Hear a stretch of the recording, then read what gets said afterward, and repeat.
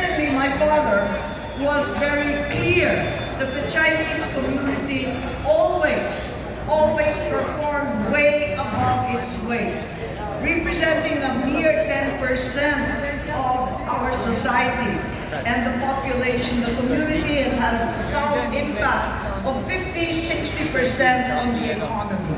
And for that, we continue to be grateful and responsive, certain that you will continue to provide and contribute to the progress of the Philippines. I know that the Federation dates back to 1954, and the meeting of the then President Magsaysay, another Ilocano, with the leaders of the Chinese community. And in Manila Hotel, the first Chinese Chambers of Commerce led its founding president, Duque Tai, to set up the Federation. And today, it has been burgeoning in growth and exploding indeed in its membership. We are also grateful for the FFCCI contributing to economic, social, civic, and cultural progress, initiating trade missions, entrepreneurship seminars, job fairs, Buy Pinoy, Save Jobs, as well as tax reform and business-friendly policies, to champion peace and order, and youth engagement, cultural participation, and many programs that, one of which is most impactful and probably my favorite, the Operation Varios Schools. We have been together in medical missions, in many relief efforts, and truly your federation has remained steadfast in uplifting communities and selfless in donating and driving progress throughout the nation.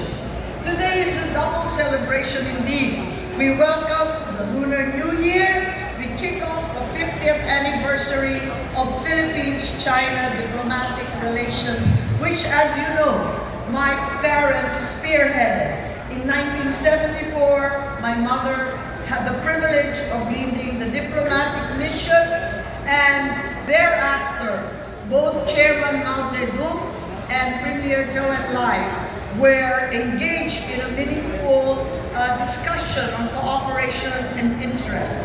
It was therefore a crucial step for 1975 June, when the diplomatic relationship was finally established. And we have seen unprecedented levels in terms of political, security, and regional cooperation, trade and investment, people-to-people exchanges that have benefited both countries profoundly. However, it cannot be denied that we have now reached perhaps the nadir, or the lowest point in this very long-standing and profitable friendship. Sadly, the exchange between the Philippines and the People's Republic has deteriorated, and more communication and perhaps more friendship and trust is necessary. We are, after all, struggling together to survive in a most tumultuous world. Ngayon, ang pagbabago ay talagang napubwag ang buong mundo. Hindi na malaman kung anong gagawin. How to survive and decide how to make decisions as business leaders in what's become, on one side, the urgent, the clear and present danger, and on the other side, how to prepare and plan for the future to make certain that growth will be long-standing and permanent. Today, disruptions have become the rule rather than the exception. And certainly, between new tech outcomes, customer preferences and habits that change almost overnight, and of course, the political landscape, what is a businessman to do? No matter whether you are Filipino, whether you are Chinese or Chinoy, you must confront the reality of not only change, but complete transformation. How, in fact, do you solve a problem like the new President of the United States, Donald Trump? Truly, this is a new and different age. Firstly, I am certain that today we all agree that data and the best information, investing in technology is real wealth. It is important that we have the very best data in order to produce the best analytics. Just the day before yesterday, the entire stock market saw its deepest fall when DeepSeek from China overturned NVIDIA, an almost monopolistic AI platform.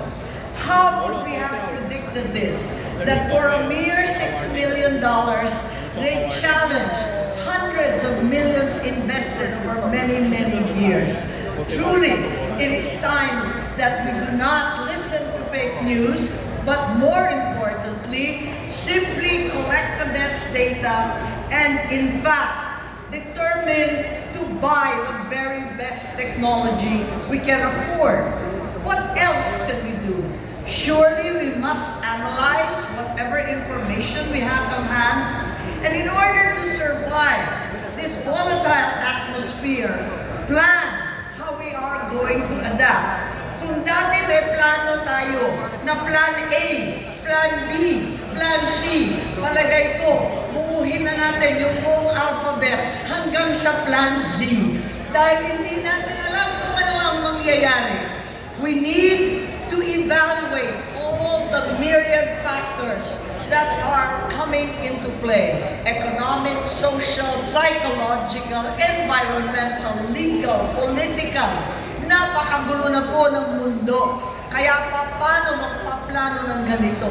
Certainly, all our businessmen today must foster within your organizations, even as we must in government, a culture of innovation, of inclusivity, of embracing change, even within your organization, so that finally you can claim to be resilient and ready to confront any and all emergencies. Really, adaptation and agility and flexibility must be driven by risk.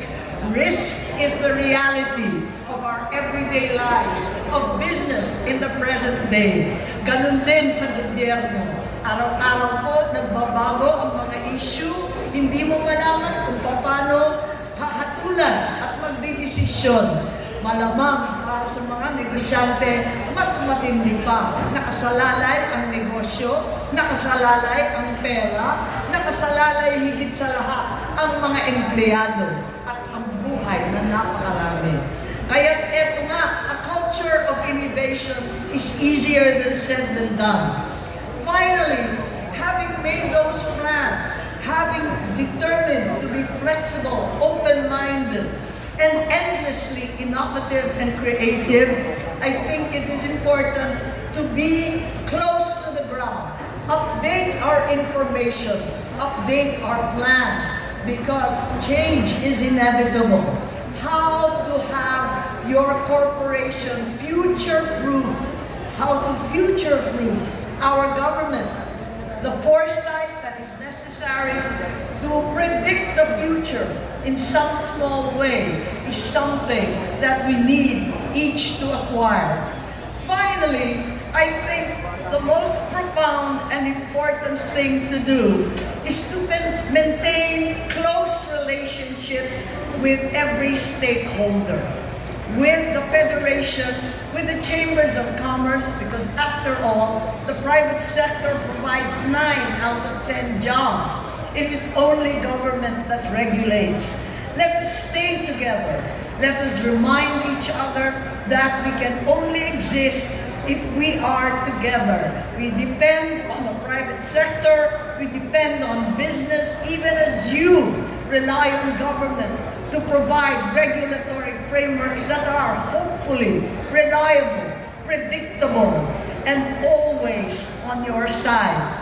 Maintain relationships with each other, with the federations and each and every chamber, as well as we maintain close relationships with stakeholders, our neighbors, and I'm delighted to see all the officials who are here from the embassies, including China and India and Malaysia. I am delighted to welcome you. Truly, we need to stay together here in Asia. And as we stay together, let me also make a pitch for myself. Ako po ay tatakbo muli bilang senador at sana maasahan ko rin ang tulong ninyo dahil alam naman natin na sa panahon ito, napakahirap magsalita tungkol sa China. Parating binabakbakan at minsan nasasaktan ka pa. Pero ako'y naniniwala na tunay nga na kinakailangan na manatili ang dugong Chino, ngunit ang pusong Pinoy. Tamang-tama po yan. Kaya maghawak kamay po tayo at sigurado ako na mararaos natin ang napakahirap na panahon ito. To all of you, on the other side of all this change, of all this volatility and transformation, I am certain that we can confront the challenges, that we will rise up to whichever problems will be with us as long as we remain unified, steadfast, and visionary.